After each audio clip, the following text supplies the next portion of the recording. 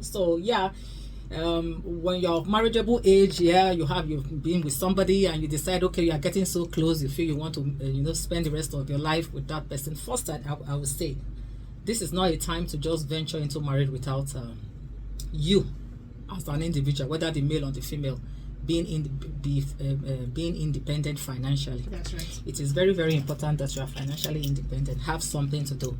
So in time past, they will say that for girls that are successful, men don't come for them because they feel intimidated. But again, I would say this is an era. At the same time, people will ask you, what do you have on the table? What are you bringing to the table? Right.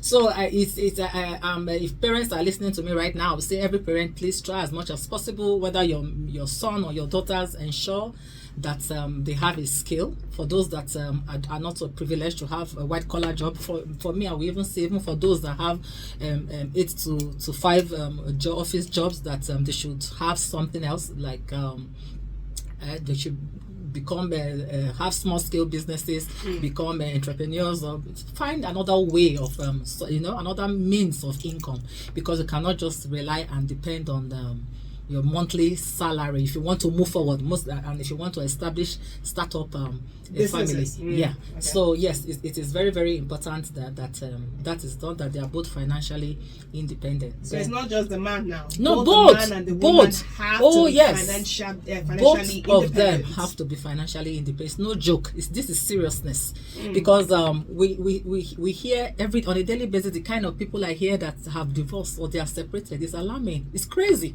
The world has gone like crazy. People don't think anymore before. They just like, okay, whatever, I'm done. And you begin to wonder. Then the hatred, you hear them, a man beat up his wife so mercilessly that you look at the woman, you're like, were they ever in love? That's right. It beats my imagination. All right. And this is somebody you were once in love with, that you had made up your mind, I'm going to spend the rest of my life, we're going to be together forever. And to the extent that you came together, you had children, you procreated, you had children, and it gets to a point, the hatred between the two of you, and most times because of financial issues, finances, not being able to meet up with demands. There are bills to be paid, and they are increasing by the day. Yes, you meet somebody, you fall in love. We have already established as well that it is good to be in love. Love is a good foundation, but love is not all about love. There's more to being married, to coming together, much more than love. All right, you have to be have mutual respect for each other. You have to know what the marriage institution entails. As parents that are listening, before your children get married, ensure that you make them understand what marriage itself as an institution is all about. Let them know that marriage is not a bed of roses. Let them know that marriage is not a poverty alleviation. Oh my God.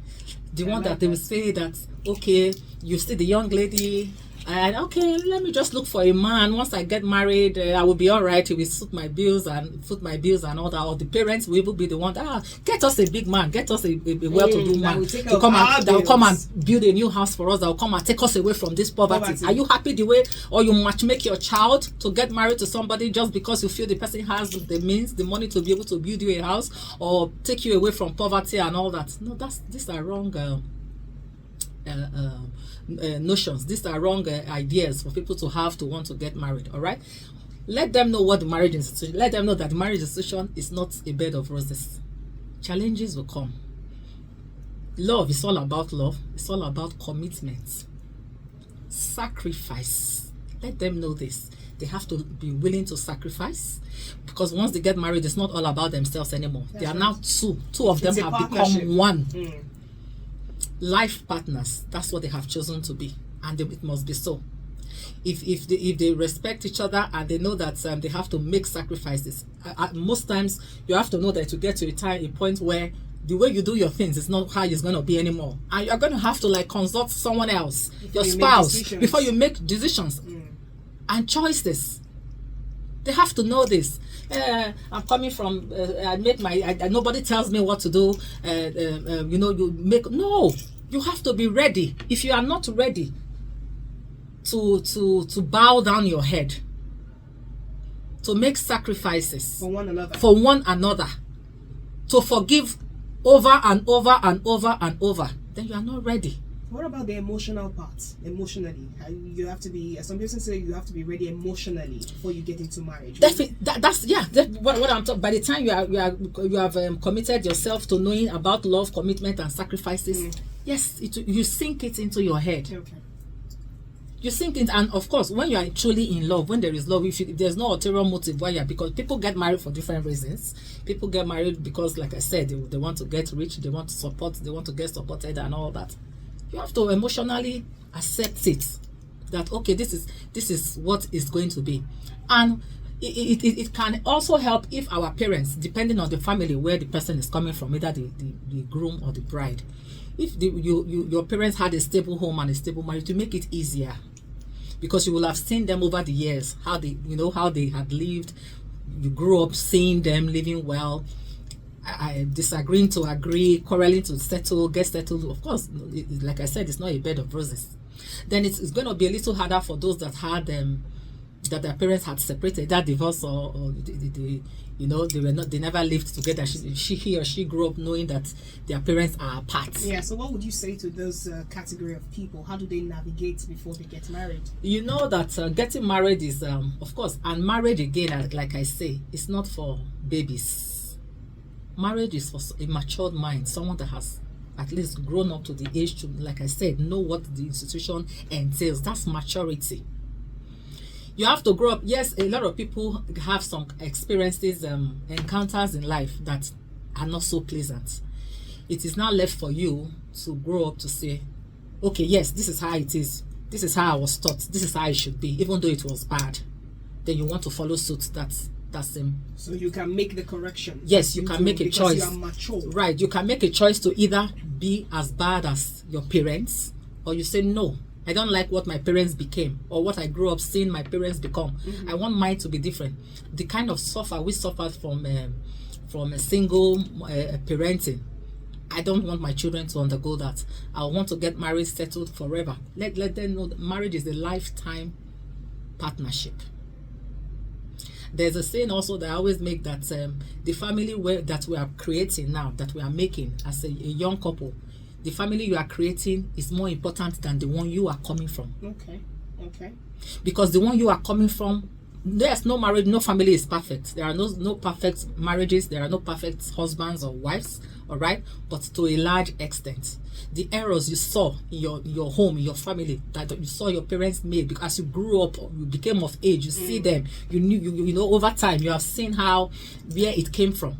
All right, it is now left for you to make that choice, that no, mine will be better off than what I saw in my home. I saw my parents did. All right. Now, do you also make plans as it concerns knowing the amount of kids you want to have? Oh yeah, I'm getting there right now. There has to be a pre-marriage counseling. Okay. This period, a lot of people sidetrack that. They don't see it as important. They feel okay once they've met, and the thing is, at times you may feel you already know each other so well, you understand each other, until you go through marriage counseling, because they will open up and they'll screen you inside out, ask all manner of questions. Yes, you should, in your planning, even before the marriage counselors, before you even get there, you should sit down. The moment you decide that you are in love to the extent that you want to get married, like you and I are facing each other right now, you sit down with your spouse to be, okay, what are your goals? What do you do now? In the next 5-10 years, what do you intend to do? And what is your source of income? How much do you earn? Both of you. You will say, the woman will say, the man will say. You discuss with no secrets. If you have had anything that you have done that you feel might, I don't believe in secret. The relationship, yes, should be said. I believe whatever it is that you feel you have done, maybe you are not proud of, tell at that time. It will be easier. There's a saying that a broken engagement is better than a broken marriage. It's better you are engaged and you tell the truth. And if maybe for that sake, for that reason, the person decides, oh, okay, it's better off than you go into marriage, and eventually, and there's a way these things unfold later in life, then this secret will come out, and maybe at that time your spouse will be like, oh, you married me on false Pretense. exactly. You didn't tell me the truth. You're supposed to tell me, like that. So everything, how many children do you want to have? Parenting is another topic for another day. Oh, definitely. But definitely you decide, is it one, like I said, in a state of economy, is it one you can have and cater for? Is it 2? Is it 3? Can your finances take you? And again, when you are married and you get to the stage when you want to start having children, who is going to be home watching these children? That's because someone has to be home. You can't bring children to the world. At 3 months, you go back to work and you go dump them with caregivers in a pre-nursery or a crèche or wherever when they are still very tender and sensitive. One of the parents have to make up their mind. In most cases, it's the woman, because she's nursing, nurturing, breastfeeding, and all that, making sacrifice at least till either the child gets to depend 6 months, 1 year, and all that. Yes. So you have to agree, talk about everything, so that by the time if you want to go to school, still want to go to school, maybe you have your first degree, you want to have a master's, you want to attain a PhD, or you haven't even gotten a degree, and you feel, oh, I want to go to school. Let him know, talk about it, so that you decide on how do you get this the means to be able to get this done. What kind of a house do you intend to live in? Do you have a home already, or are you on rent? Do you intend to buy? Do you have a car? Exactly. Do you own a car already? Do you intend to buy? You talk about practically everything before marriage, so that you will not, okay, your savings, how is it going to be? Are you going to have a joint account, or just one person will be a signatory to the account? How much do you intend to be saving? As far as finances is concerned, be free and open to each other. You are going into a lifetime commitment together. There's no point hiding or keeping secrets. It's when you are not sure that you want to spend the rest of your life together, or stay together forever, that you'll be hiding, keeping some things away from your spouse to be. There is no need for that. All right. Well, as we begin to wrap up, Mrs. Elizabeth Samsedi, a few major highlights as we're done with this particular topic for today. Making plans before marriage. Major highlights, major one. You talked about sitting together to have a conversation. Oh, and yes. a lot of things must happen. So Exactly. the major highlights Yes. that you mentioned, just highlight it Yes, again.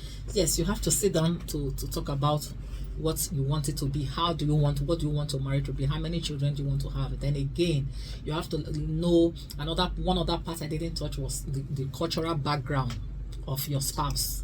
Find out the kind of culture, the kind of tradition, so that you will not marry into that family and you start saying something. They'll tell you, this is our culture, this is our tradition. You say, I didn't know if I had known.